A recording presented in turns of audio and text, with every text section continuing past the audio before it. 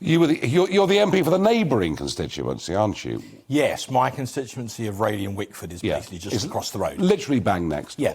Mark, before we have a chat, let's see you in the House of Commons earlier on this afternoon. Sir David Amess was my best and oldest friend in politics. So I confess that I'm hurting terribly. And I hope the House will therefore forgive me if, because of that, my contribution this afternoon is even more incoherent than usual. Mark, I have to say, I saw you laying flowers yesterday at the site of the... I'm calling it an assassination. I can't think of any other word that actually fits this. And I know this is the first interview that you've given, and that you were very, very close personal friends. And this is, I mean, as you said, this is obviously hurting a lot.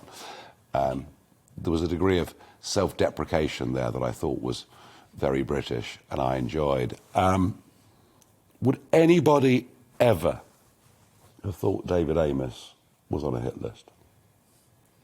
No, one thing that a lot of colleagues have said to me today is, why him? He was such an incredibly popular politician. He genuinely was. And I think that his spirit came out very well in all the tributes. And he was genuinely loved across the House. He just had an irrepressible spirit, a great joie de vivre. As I said today, he was one of those people for whom the glass wasn't half empty, it was more three-quarters. He's always jolly, wasn't he? Even in adversity. I know. You know, this sort of, the Amess grin was sort of famous across Parliament. He was incredibly thoughtful and considerate for other colleagues. And so he was genuinely missed and will be, and I hope that came out very strongly in the House today. From all sides, I thought the Prime Minister's tribute was excellent. I must say I thought Sir Keir Starmer's was equally good. And then, one after the other, the backbenchers came in. He was just an exceptional bloke, Nigel. Mark, I didn't know him anything like as well as you. Whenever I met him, he was very happy, very jolly. I met him at cricket events and all sorts of things, and and he had his views on hunting and abortion and the death penalty. And very much an individualistic MP, not a greasy pole climber. The question is, we've had that incident. Joe Cox was slightly different, it was in the street, but we had the Stephen Timms incident where he was stabbed in a surgery. We had the Nigel Jones incident where he was stabbed, his assistant was killed. 3 knife attacks in 20 years. We can't go on like this, can we? Well, I think we're going to have to look at the security at MP surgeries because it's very obviously a fixed point. Yeah. And it's pre-advertised. By definition. Yeah. But it's a difficult balance, to be honest, because if we get to the point where, we've got to have bodyguards when we're going shopping in the Bread Island Sainsbury's, if we're in Waitrose. Well, I did. Well, but if that becomes the norm for all, I think your circumstances were very special and we know why. But I think if that became the norm for every MP, the risk is then the bad guys start to win.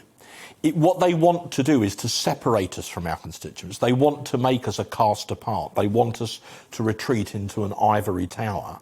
And then by detaching us from our constituents, they begin to undermine the process. So it's a very difficult balance because obviously MPs' families are very concerned about their safety.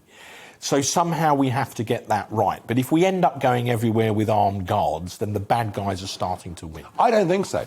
Well, because even with armed guards, you can still meet constituents, you can still, maybe not even armed, but at least somebody with you, you can still meet people. What worries me is Tobias Ellwood saying, well, for the time being, we should do it all on Zoom. And I find that would be a surrender.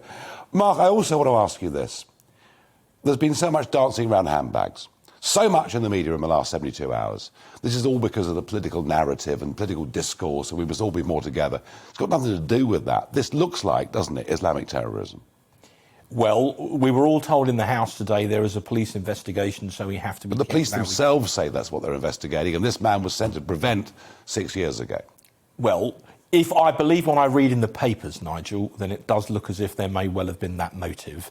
But, I don't have sufficient intelligence to be definitive. But that is indeed how it looks. In the short term, do your plans as an MP change?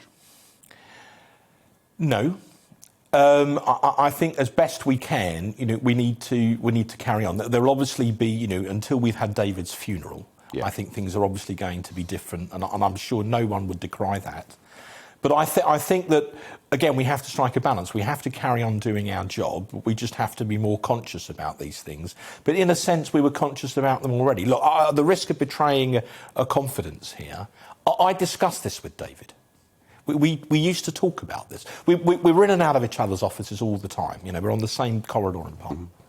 So, and I had a system of booked appointments, and he normally allowed people to come for, first come, first serve. And his argument was, if you go to a kind of booked appointment system, you may start to deter people. The irony is, after the pandemic, when he started redoing his surgeries, he did have booked appointments. And this person had booked an appointment. It wasn't even a constituent.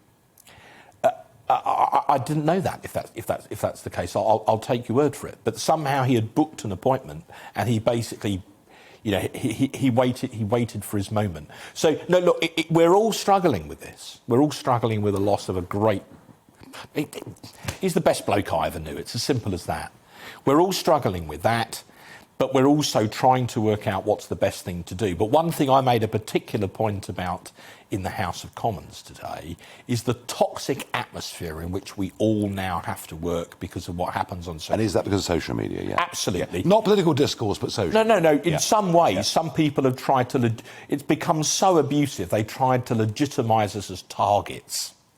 And so you create an atmosphere where some people think it's acceptable to be absolutely vile to you just because you're elected as an MP. I know, it's awful. And sort of forgive me, but I mean, one of the reasons I was keen to discuss this with you, because in all seriousness, you went I've lived it. Right, you know this as well as anybody. Yeah, I've lived it. I've lived it. I found having security, Mark, never stopped me going to a street market, never stopped me doing public events, never stopped me doing anything. Occasionally, attackers got through, an egg meal, milkshake meal, whatever. Yeah, you were famously milkshake. Oh, well, I've had pints thrown over me, and goodness knows what. But what a waste of good beer. Well, I couldn't agree more. But talking pints comes later. But I wouldn't have been stabbed 17 times. I might have been stabbed once, but not 17 times, because the intervention would have come, and I think the moment's come. Mark, finally, just from you, just please attribute to your friend, to David. As I say, he was the best bloke I ever knew. He was all that was good about politics. He was all that was good about the House of Commons. He was genuinely loved by his constituents. And he showed us what a Member of Parliament can be.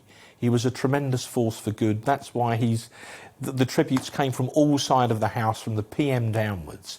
I mean, people may think, because the man's been killed, we've all got to say something polite. No. I swear it wasn't like that at all. He was genuinely loved, and he'll be dearly missed. And in his memory, we now want David's law so that it will be illegal in future for people to go online under a cloak of anonymity and call people everything under the sun.